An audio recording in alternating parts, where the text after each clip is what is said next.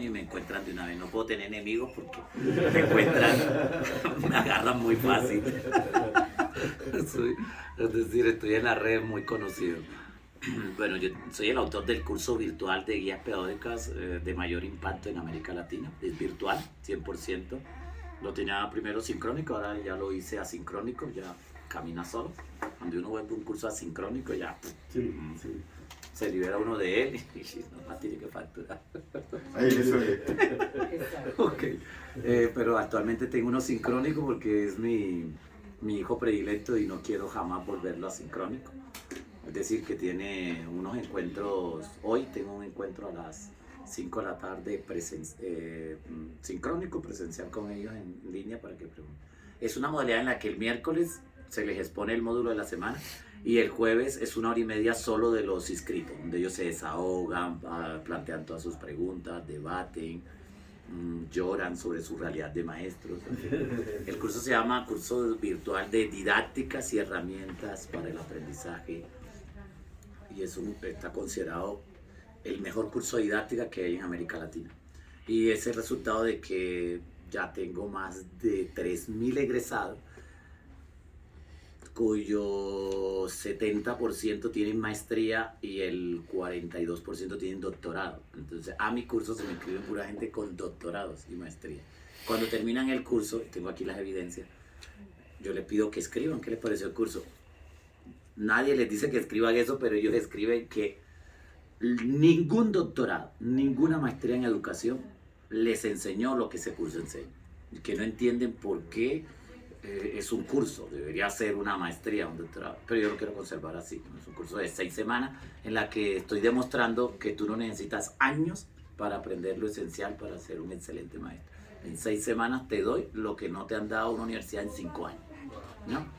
Entonces es un curso que me toca cerrar inscripciones muy temprano, porque en un solo día se me inscriben 300 personas pagando $150 cada uno, ¿no? Y me toca cerrarlo porque ya no acepto más de 300 personas por grupo. ¿Para dónde voy con lo que estoy diciendo? Mi experticia es la didáctica en el campo universitario, en el campo escolar. Yo fui el que transformé la Universidad Uniagustiniana. Es una universidad que hoy en día tiene propagandas, publicidad en el Caracol, que es el mejor canal de Colombia, en la mañana. Fue todo el resultado de toda una asesoría, les actualicé todo el proyecto educativo institucional y les construí con el equipo de docentes de la universidad un modelo pedagógico propio. Porque parto de la tesis de que estamos en un contexto en el que ya no hay que comprar más modelos. Es decir, tuvimos una época en que colegios, universidades compraban modelos, importaban modelos pedagógicos y eso le hace mucho daño a una nación. Es decir, América Latina ha sufrido mucho de un desarrollo de afuera hacia adentro. Necesitamos construir desarrollos de adentro hacia afuera. Y la única forma en una universidad de construir un desarrollo de adentro hacia afuera es que la universidad tenga su propio modelo. Solo que hoy ya no estamos hablando de modelos pedagógicos porque los modelos son cerrados. Es decir, tú no cabes aquí, este es mi modelo. Los modelos lograron eso, que construyéramos sociedades cerradas. Por eso, desde el movimiento pedagógico y del sindicato de pedagogos de Brasil, se gestó un movimiento de hablar mejor de perspectivas educativas. Entonces, al día de hoy, yo soy el autor con los maestros de 19 perspectivas educativas. O sea, es como si te dijera que soy autor de 19 modelos pedagógicos. O sea, construimos modelos pedagógicos en la entidad para no tener que copiar modelos. Entonces hoy una universidad o un colegio que hable, no, nosotros somos constructivistas. A ver, está caminando mal, está doblando mal la esquina, como digo yo. Es decir, ya no somos constructivistas, ya no somos pedagogía crítica, ya no somos pedagogía social, ya no somos pedagogía del amor, pedagogía de humanización, pedagogía de didáctica problemática, todo lo que tú quieras. No, ahora construimos nuestra propia perspectiva educativa y la bautizamos con la comunidad educativa. Un poquito tarde para entender eso.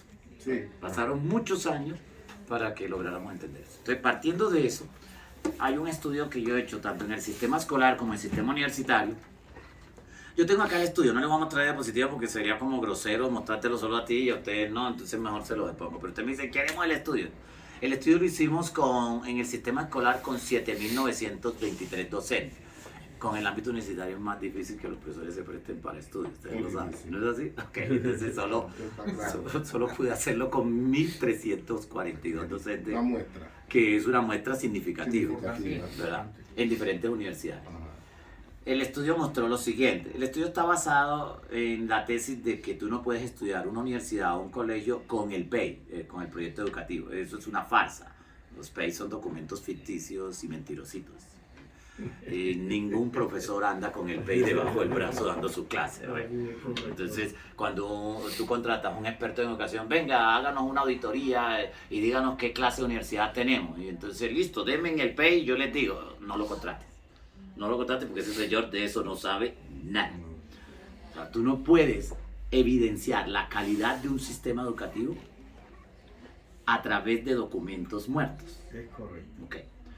Tú tienes que intervenir directamente la práctica pedagógica y el ambiente social de la universidad. Entonces, una cosa es la práctica pedagógica o lo que llaman algunos autores ambiente pedagógico y otra cosa es clima social, cosas diferentes. Entonces, si analizamos en la práctica pedagógica, ¿qué le pedimos a un docente? Es sencillo. Y esto aquí se lo regalo como cortesía de la casa. Entonces, ¿quiere saber cuál es la calidad de su universidad? Pídale a cada docente que le entregue un ejemplo. Incluso dígale que le entregue el mejor taller que ha diseñado en su programa. Uno, dígale que le entregue el instrumento de cómo él prepara, planea las clases. Dos, si es que lo hace. Okay. Sí. Tres, No se ríe, profesor. dígale que le entregue, además del diseño de una guía, el diseño de un taller. Pronto te va a decir, eso es lo mismo. No es lo mismo, pero de todos modos, por molestar, dígale las dos cosas. Entrégame cómo programas tú tu clase. Dame el instrumento ya resuelto. Entrégame una guía, si la tienes. Entrégame un taller didáctico que hayas diseñado para tus estudiantes. Y entrégame una prueba escrita. Algunos te van a decir, eso es lo mismo, así que le doy uno solo. No importa, tú respiras por la nariz, por la boca, te llenas de paciencia, no lo juzgues. Bueno, entrégame lo que tiene. Es que me los he encontrado así, que no tienen planeación, no tienen, no, que él es un profesor universitario porque va a preparar. O sea, para los La profesores de libertad de colegio. cátedra, hay la libertad de cátedra. Sí, sí, lo que tú quieras. Bueno, entrégueme eso. ¿Y eso para qué lo quiere? Estábamos realizando un estudio diagnóstico, ¿verdad?, de impacto en los procesos de pensamiento. Entonces, el estudio consiste en que una vez que tienes ese material, es un estudio sencillo, pero es muy efectivo, nunca falla. Investigas allí cuáles son los paradigmas de pensamiento que predominan, o son convergentes o son divergentes. ¿Qué es un paradigma convergente? Que las preguntas son una pregunta, una sola respuesta, un problema, una sola solución. Entonces las preguntas son estas: defina, indique, ¿cuándo nació? ¿Cuándo murió? ¿Qué es esto? ¿Qué es aquello? Fechas, etc. Y preguntas de selección múltiple con única respuesta, A, B, C, D. Y preguntas de verdad y falso todavía las hacen. Y preguntas de sí, no. Eso no, Dios nos libre, me eriza los vellos cuando veo profesores que hacen preguntas de eso. Pero bueno, no importa. Usted tiene allí. No más con eso, el estudio mostró que el 95% de los profesores abusan de preguntas convergentes. Y encontramos un 68% de profesores universitarios que solo hacen preguntas convergentes y están formando médicos, arquitectos, ingenieros, contadores, administradores de empresas, licenciados. O sea que no interesa la carrera. El 68% de los profesores universitarios solo plantean preguntas convergentes. Eso es gravísimo, porque tú estás formando un profesional que, si bien va a ejercer la carrera, si la muela está podrida, pues la saca. Y si la puede arreglar, la arregla. Pero pare de contar. Te lo digo de forma muy gráfica para hacerme entender. Es decir, tienes un odontólogo que sale a ejercer. Y está bien. Pero va de su casa al trabajo, del trabajo a la casa, casa al trabajo, trabajo a la casa, hasta que ya se muere y se jubila. Listo. Pero no le ofrece un impacto de innovación a la nación. Entonces la nación se convierte en un ente que consume. Entonces ese desarrollo que queremos producir de adentro hacia afuera no es posible. Porque cuando tú consumes lo que otros hacen, tú estás trayendo un desarrollo de afuera hacia adentro. Y aunque tengas rascacielos y buena infraestructura, realmente eres una nación estática, que da. Es decir, que el papel que se ejerce en la forma en que estamos educando a nuestros futuros profesionales impacta a una nación, la transforma, no la transforma. Y esto que estoy diciendo es lo mismo para los colegios. Pero aquí te estoy dando ejemplos solo del ámbito universitario. Claro, Porque si te por muestro la realidad escolar, no, toca. No, claro. Te toca que te agarres duro de la silla, porque la cosa es más grande. Exacto. Fíjate lo que le analizamos porque alguien dirá, ¿qué se le analiza a un quiz, a un taller, a una prueba escrita? Ese es el primer ítem. Si las preguntas son convergentes o de tendencia divergente. ¿Qué son preguntas divergentes? Un problema, múltiples posibilidades de solución. Correcto. ¿Usted qué opina? Preguntas hipotéticas, preguntas analíticas, preguntas metacognitivas, preguntas propositivas, pero brillan por su ausencia. Encontramos que preguntas metacognitivas en un programa de licenciatura que no había ni una sola pregunta metacognitiva. Si bien habían preguntas, una que otra de análisis, no habían preguntas hipotéticas, ni metacognitivas. Y en un 1% preguntas propositivas. Eso es gravísimo, porque si queremos formar sujetos innovadores, creativos, yo no puedo dejar reducido a un 1% las preguntas Correcto. propositivas. Correcto. Entonces, una cosa son los paradigmas y otra cosa son los tipos de preguntas. Y otra cosa es que investigamos si las preguntas son de tipo global, nacional, de carácter nacional o local. ¿Qué quiere decir? Global es que, pues, ¿qué es la célula? Es una pregunta global. Hábleme del mito de la caverna. Pues eso son preguntas globales, universales. Nadie está diciendo que son preguntas mal. Es que si tú abusas de categorías globales, tú dejas de conocer tu nación. Y más un país tan pequeño como Panamá. Correcto. Debes hacer todos los días preguntas de carácter nacional. Lo que estoy diciendo es que un docente universitario todos los días debe hacer preguntas globales, preguntas de carácter nacional sobre Panamá y preguntas local de su municipio, Exacto. de su barrio, de su hogar, de su situación, para impactarla y mejorarla. Entonces notamos que las preguntas de tipo local se mueven un 12%, bueno, por lo menos, pero las de tipo nacional solo llegan a un 2%. Es decir, las preguntas no se está preguntando sobre la nación en diferentes facultades, odontología, arquitectura. Los problemas de caries de Colombia no son los mismos de Panamá. Así es. No, me estoy haciendo entender lo que estoy planteando. cómo no. Entonces, Muy bien. tú debes formar profesionales para entender el contexto en el que habitas.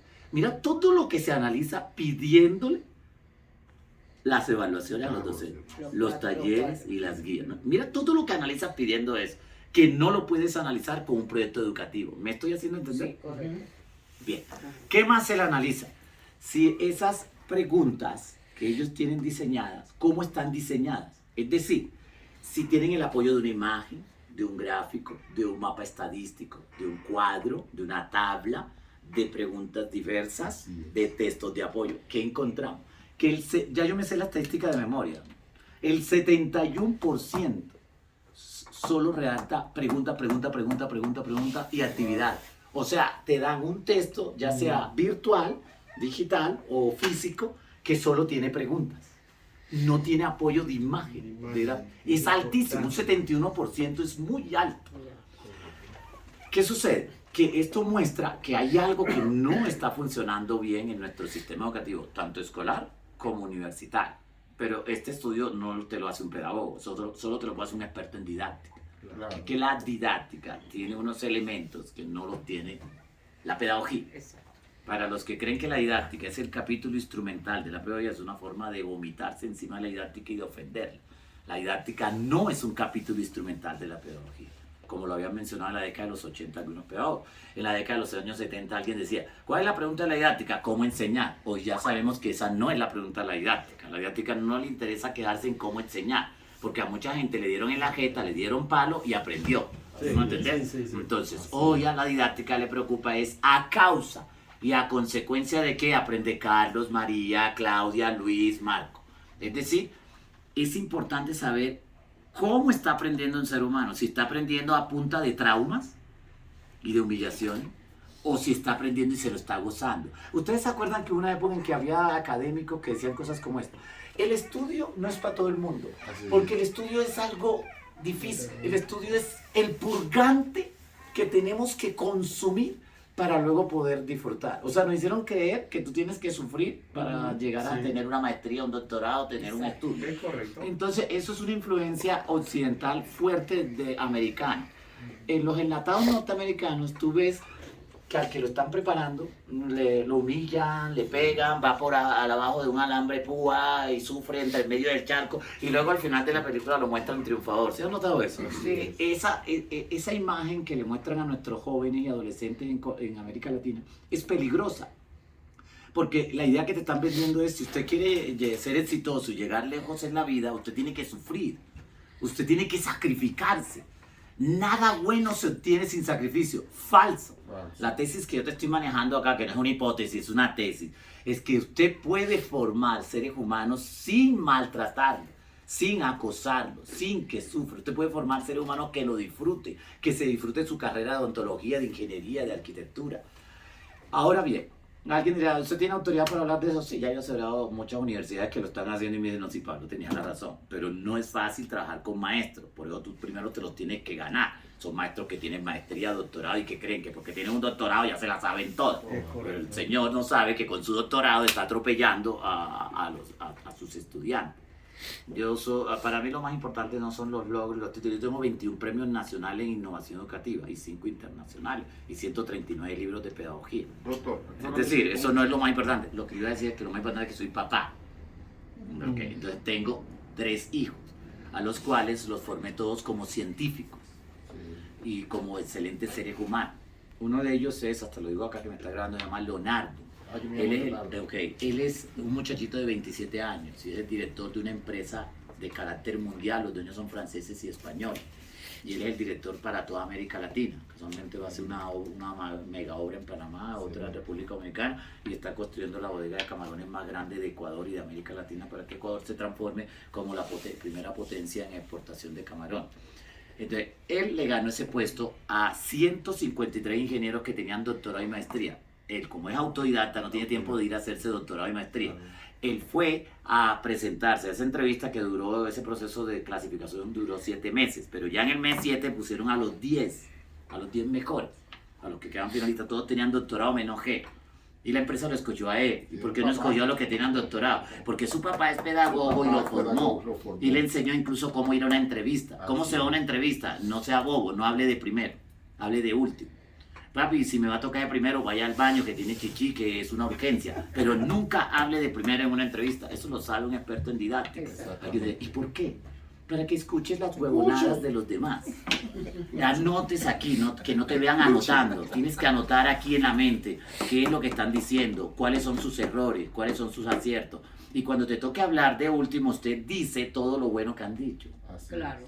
Los exalta y luego les dices todas las embarradas que cometieron. Y que si la empresa comete esas embarradas, la empresa se va a la ruina. Y que la mejor forma de solucionarla es la siguiente. Y en ese momento te pones de pie y pides un marcador. Y hay un tablero acrílico y usted empieza a trabajar. Si no, hay un computador, un video BIM y usted empieza a explicar. Y eso hizo. Les explicó, pero se preparó. Primero se averiguó a qué se dedica la empresa. Y se pulió en qué es lo que construye. Si la empresa no construye edificios, pues no lea sobre edificios. Se dedica a construir bodega, vuelva a ser el mayor experto de bodegas de herméticas del mundo. Lea de esta vida y la otra y no duerma durante esos 15 días que se va a preparar en bodega. Y eso hizo. Entonces, y trabaja humanísticamente. Él, por ejemplo, a un obrero nunca le da órdenes, como hacen otros ingenieros. Él se sienta con los obreros, les da calidad de vida y le pregunta a los obreros. Le enseñé que nadie tiene la verdad. Todos los seres humanos tenemos pedacitos, fragmentos de verdad. Por eso, aunque usted sea un ingeniero, no se hable solo con el maestro de obra. Se ha visto que los ingenieros hablan con el maestro de obra y el maestro de obra se habla con los obreros. No, usted traiga a los obreros también. Él fue coordinador del túnel de la línea y evitó un accidente grande en el túnel de la línea porque le preguntó a los obreros, ven acá, esta obra está así como la tenemos ya lista para fundir. Y el maestro de obra le dijo que sí. Y ahí había un obrero de 39 años de experiencia y nunca lo habían ascendido a maestro de obra. Y no de esos obreros que son tímidos. Entonces le preguntó a cada uno me va a decir su opinión. Y hasta que el obrero así todo nerviosito dijo, seguro yo puedo hablar, sí hable. Pues a mi concepto eso se va a caer esta noche. Por esto y esto y esto y eso. ¿Cómo va a ser? Y ese día iban a trabajar 134 personas ahí. No me trabaja esta noche nadie. Lo dejaron 3 días así y sí, efectivamente se cayó todo ese túnel.